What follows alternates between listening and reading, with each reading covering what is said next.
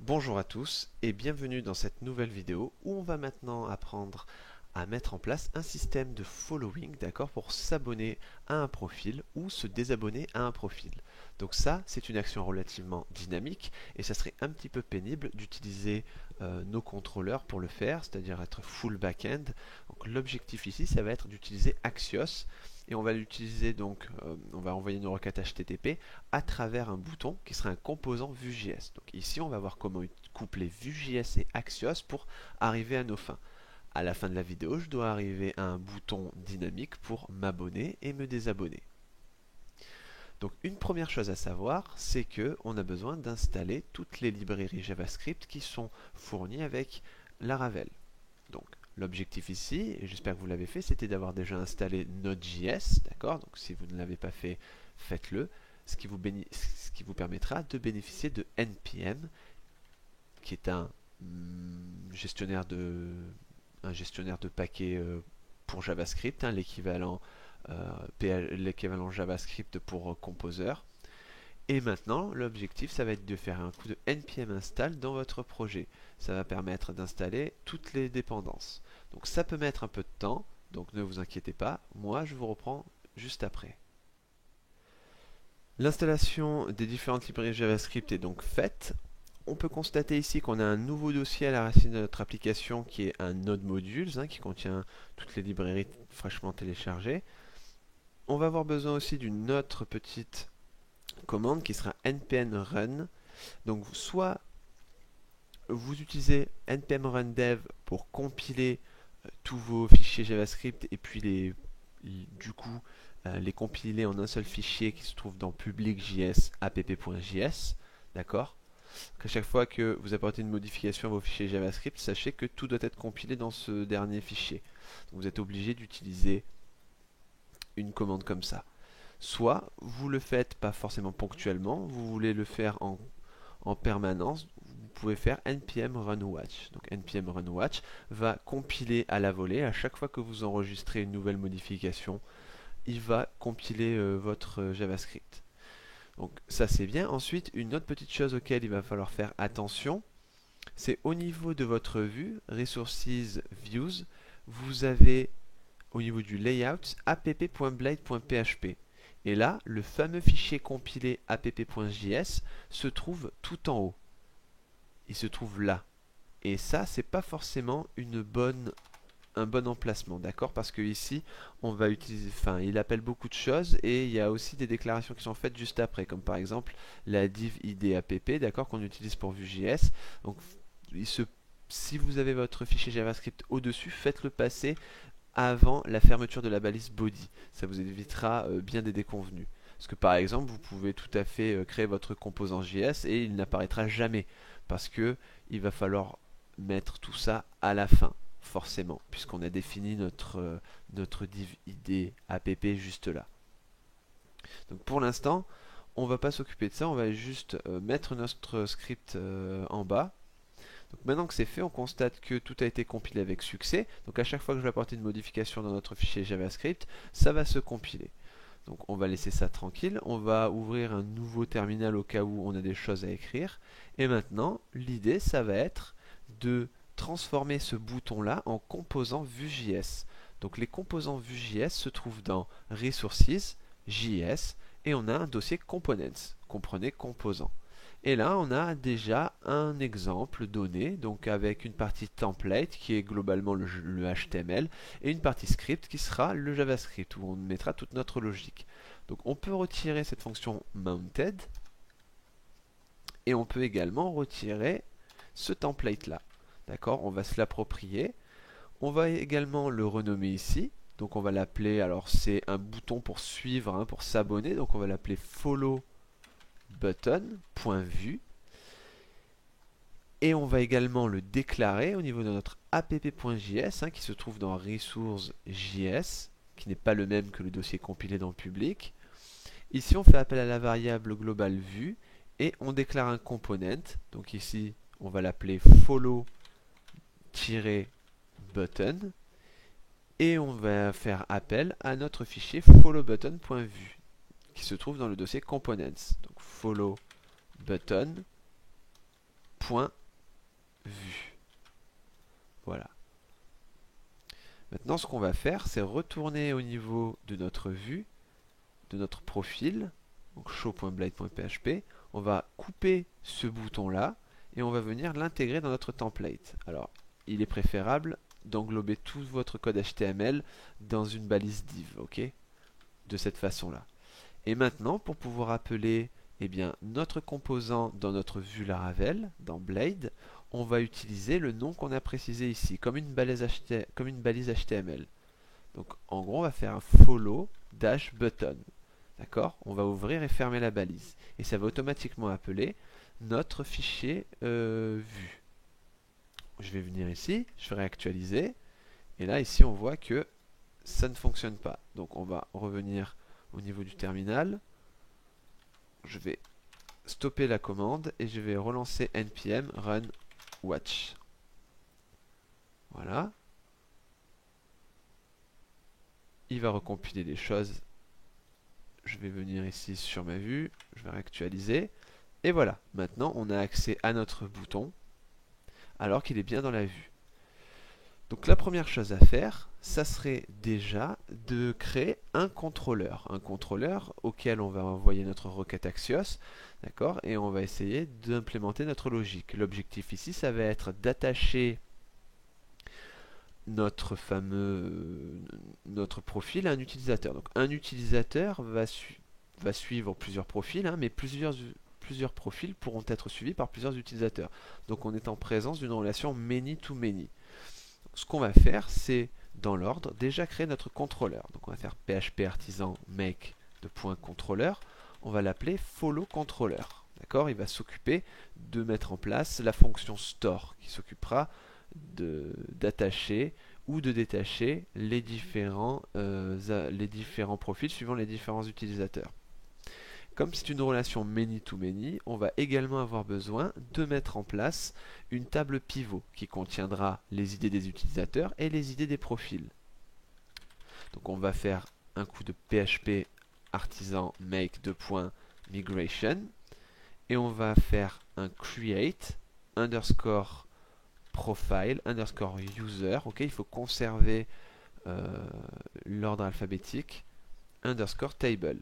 Et on va préciser avec le drapeau --create que c'est la table profil user. Donc j'envoie cette migration là.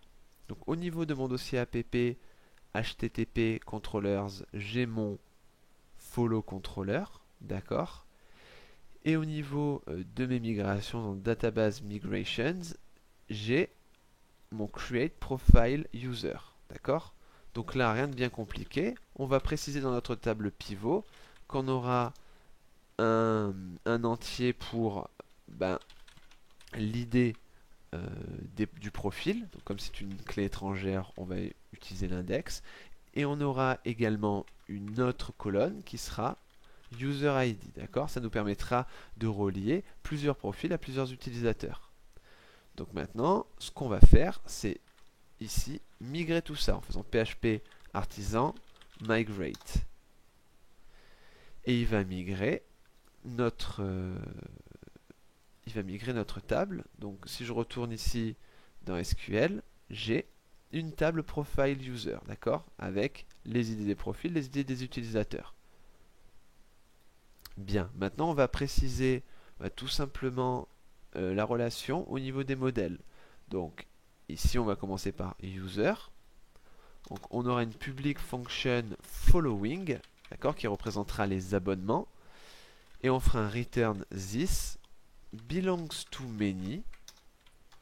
Et il suivra plusieurs quoi? Plusieurs profils, d'accord. Donc plusieurs utilisateurs pourront s'abonner à plusieurs profils. Ensuite, on va aller sur notre modèle profil et on va faire un public function followers. Et ça sera les suiveurs du profil. Donc on va faire un return this belongs to many. Et donc ce sera quoi qui suivra les profils? Quels sont les followers des profils? Ce seront des utilisateurs. Donc app /user. On n'oublie pas le y ici. Voilà. Donc maintenant qu'on a précisé la relation au niveau de SQL et au niveau de Laravel, on va fermer un petit peu tout ça. Il est temps maintenant d'implémenter notre logique. Donc, ce qu'on aimerait faire, ça serait une requête Axios. Donc l'objectif, ça serait de créer une route ici, qui serait une route en post, puisque ce serait une fonction store, qui s'appellerait par exemple follows, slash, et on enverrait l'idée du profil à suivre. Et ça, bien sûr, ça serait piloté par notre follow controller dans la fonction store. Je vais nommer ça follows.store. Cette fonction store, elle n'existe pas. Donc je vais aller dans mon follow controller et je vais faire une public function store. Donc elle recevra le profil. Et pour l'instant, on va juste faire un return de profile. Donc cette fonction-là, elle n'est appelée nulle part pour l'instant. On a défini la route, mais nous, on aimerait bien que ce soit en cliquant sur notre bouton que ça fasse quelque chose. Donc déjà, ce qu'on va faire, c'est faire un @click, ok, au niveau de notre composant Vue.js, et on va dire qu'on va appeler la fonction follow profile pour dire tu vas suivre un profil. Donc ça, il faut savoir que c'est une méthode, une fonction, donc on va être obligé de la stocker quelque part. Donc dans méthode, je vais faire follow profile et je vais juste faire un console log de click, histoire de dire qu'on a cliqué dessus. Je vais retourner sur mon application, je vais ouvrir la console et je vais cliquer sur s'abonner. Et là, je vois que dans ma console, il y a bien le mot click qui apparaît. Donc, pour l'instant, c'est fonctionnel. Bon, forcément, on n'a pas tout le temps envie d'afficher click. Nous, ce qu'on aimerait faire, c'est faire une requête. Quand je clique, j'envoie l'idée de mon profil à mon contrôleur. Et ensuite, on va attacher la personne connectée à sa relation, de façon à ce qu'il suive le profil sur lequel il vient de connecter. Donc, on va faire Axios, qui va me permettre de faire cette fameuse requête. Ça sera une requête en post. On a dit que ça serait sur follows/profile. Donc là, pour l'instant, je vais le coder en dur, mais ensuite, on va récupérer dynamiquement l'idée du profil sur lequel on clique. Et on va chaîner la fonction zen. Donc si tout s'est bien passé, on va avoir une réponse flèche. Et pour l'instant, on va console.log response.data. Voilà. Normalement, cette requête Axios va appeler la fonction store, qui va recevoir le profil, qui pour l'instant est codé en dur, qui est 1, et nous retournerait 1. Et j'ai dit de console log cette réponse. Donc, on va revenir ici sur notre application, on va cliquer sur s'abonner, et effectivement, on voit qu'on récupère l'idée. Donc la deuxième chose à faire, ça serait de récupérer dynamiquement la bonne idée. Donc l'idéal, ça serait de retourner dans notre vue et de passer une information, une propriété dans notre balise, dans notre follow button. Donc ici, on va faire profile-id égale, et ça on a, c'est le user, donc là on appelle les informations de l'utilisateur que l'on voit sur la page, profile ID. De cette façon-là, on envoie bien l'idée du profil de la personne qu'on veut suivre. À préciser ici qu'on est obligé d'utiliser un kebab case, c'est-à-dire le mot en minuscule, tirer le mot en minuscule, tirer le mot en minuscule, etc.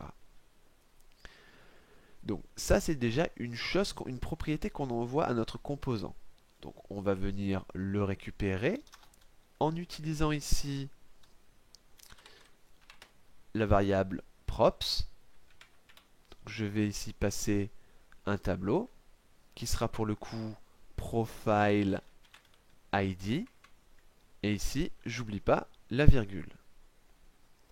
Maintenant, j'ai plus qu'à chaîner tout ça en faisant this profile ID. De cette façon-là, je concatène. Alors ici, on fait attention d'utiliser un plus et pas un point comme avec PHP. Donc je fais follows/this profile ID. Et normalement, ça devrait m'envoyer la bonne ID. Donc, on va venir, on va réactualiser, on clique sur s'abonner et on récupère bien 1. Donc si je vais sur le profil de quelqu'un d'autre, qui a je crois l'ID 3, je clique sur s'abonner et j'ai bien l'ID 3. Donc c'est parfait. L'idée maintenant, qu'on récupère la bonne idée, ça serait ici de dire bah, la personne qui est connectée, donc hot user, dessus j'ai une fonction, enfin j'ai une relation following, d'accord, et je vais toggle le profile, d'accord, qui est du coup l'idée du profil que je veux suivre. Alors pourquoi utiliser la fonction toggle? La fonction toggle me permet pour le coup, ben, si on a déjà le profil qui est lié à notre utilisateur, ben, de le retirer. En revanche, si on n'a pas le profil qui est lié à l'utilisateur, eh ben, on va le mettre. Donc ça va nous permettre à la fois quand on clique d'automatiser déjà ça. Ça nous évitera de faire une requête à chaque fois, de voir si la personne est effectivement abonnée. Dans le cas on désabonne, sinon on abonne. Toggle fait ça automatiquement pour nous. Donc on va retourner ça par exemple et on va voir si c'est bon. Alors a priori je suis censé rencontrer un problème. On va voir, je clique sur s'abonner et effectivement j'ai une erreur. Donc, je vais aller au niveau du network, je vais cliquer sur cette erreur et on me dit que j'appelle following sur nul. Alors, effectivement, j'avais dit que ici on récupérait l'utilisateur qui était connecté et on n'est pas du tout connecté. Donc il va falloir traiter ce cas. Donc pour envoyer déjà la bonne en tête, on va faire une public function construct et on va dire pour ce follow controller qu'on va vouloir le protéger avec le middleware hot. Et dans ce cas-là, on nous renvoie toute autre chose. On va réactualiser, on va cliquer sur s'abonner, et là j'ai un statut 401. Donc ça c'est quelque chose qu'on peut traiter dans notre Vue.js. Donc si tout se passait bien, on faisait un console log de notre réponse. En revanche, donc .catch, si on récupère une erreur, ce qu'on peut faire, c'est faire une vérification. On va vérifier si l'erreur response statut est strictement égal à 401. Dans ce cas-là, ça veut dire qu'on n'est pas authentifié. Et on va vouloir rediriger en faisant window location égale /login. On redirige sur la page pour se connecter. On va revenir sur notre application, on va cliquer sur s'abonner. Et là, effectivement, comme on n'était pas connecté, on est redirigé sur login. Donc, je vais en profiter pour me connecter. Je vais revenir sur le profil sur lequel j'étais. Voilà. Et maintenant, je vais envoyer ici la console, je vais m'abonner et je vois que je viens effectivement de m'abonner.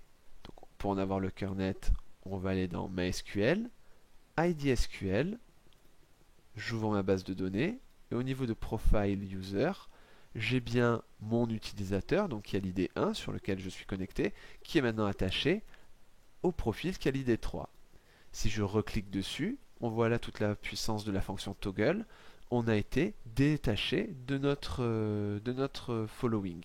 Donc si je viens que je réactualise, j'ai plus d'abonnement. Donc tout ça, c'est déjà opérationnel. Nous maintenant, ce qu'on aimerait, c'est, par exemple, si on est abonné, qu'on change la valeur du texte en ne plus suivre. Et si on n'est pas abonné, que ça reste bien en s'abonner. Parce que là, pour l'instant, c'est toujours s'abonner quoi qu'il arrive. Donc l'idée ici, ça serait de ne plus mettre à ce niveau-là une valeur statique, ça serait de mettre une valeur calculée. Mais pour ça, j'ai besoin de savoir dans mon composant si je suis effectivement abonné à ce profil ou si je ne le suis pas. Donc l'idée ici, ça serait au niveau non pas de mon follow controller, mais au niveau de mon profile controller, ça serait de créer une variable follow qui dirait si je suis la personne, dans ce cas-là, je renvoie vrai. Si je ne suis pas la personne, je renvoie faux. À prendre en compte aussi une chose, c'est qu'on n'a pas protégé notre profile controller avec le middleware hot. Donc il va falloir aussi prendre en compte le fait qu'on ne soit pas connecté. Donc ce qu'on va dire, c'est avec le helper hot, user, donc est-ce qu'on est connecté? Donc on va faire un ternaire. Si on est connecté, on va utiliser hot user following contains user profile ID. Si je suis connecté, je vérifie si la personne justement connectée contient dans ses abonnements l'idée du profil de la personne sur laquelle je suis. Donc là, la fonction show, hein, on envoie le user, c'est-à-dire le profil qu'on veut regarder. Dans le cas contraire, on renverra false si on n'est pas connecté. Et de toute façon, contains nous renverra vrai si c'est le cas et faux si ce n'est pas le cas. Donc ici, on va passer cette variable follows à notre vue. Et de la même manière, on va ici dans notre balise follow button passer follows égale follows, ce que je viens d'envoyer depuis mon contrôleur. J'ai bien mis un S, oui. Voilà. Et maintenant, je vais la récupérer au niveau des propriétés de mon composant en faisant follows. Et ici, au lieu d'utiliser juste un texte, on va utiliser un vText, qui sera une valeur calculée. Et on va l'appeler follows, en fait, tout simplement. Donc cette valeur calculée, on va préciser comment on fait pour la voir. Donc on va faire computed. Et on va utiliser une fonction pour calculer tout ça. Et on va retourner, du coup. Donc, il faudrait calculer ici si follows égale vrai. Donc, this follows. Est-ce que c'est égal à vrai? Alors, on va entourer ça comme ça. Dans ce cas-là, on la suit, donc on va afficher ne plus suivre. Sinon, on va afficher s'abonner. Ou suivre. C'est comme vous voulez. Voilà. Donc là, je vais revenir sur ma page. Je réactualise. Et là, il me dit que ça ne fonctionne pas. C'est parce que j'ai utilisé une fonction. Donc profile controller, c'est pas following comme ça, c'est following comme ça. D'accord? C'est pas la fonction. Je réactualise. Et là, j'ai une petite erreur. Donc, je vais regarder ce que j'ai. Une grosse erreur, oui, à mon avis. D'accord. Donc il me dit à ce niveau-là que follows est déjà défini dans les propriétés. Donc ce qu'on va faire, vu que les propriétés sont immutables, c'est créer un data qui sera une fonction qui renverra du coup un objet. Et ça sera un statut. Et statut sera égal à follows. Voilà. Et ici, j'oublie pas la virgule. Et ici, au lieu de faire this follows, on va faire this statut.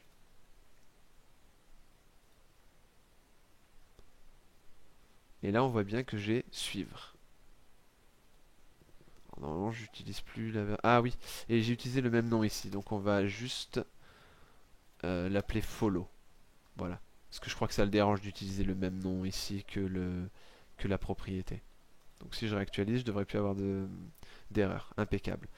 Donc, de toute façon, ici, j'ai créé une donnée histoire de modifier statut parce qu'on va le modifier à la volée tout à l'heure.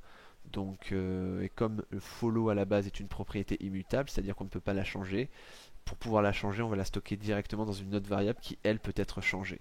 Donc, dans tous les cas, on était amené à faire cette modification-là, parce que la propriété ne peut pas être modifiée. Ou alors, on aura une erreur, ce qu'on ne souhaite pas.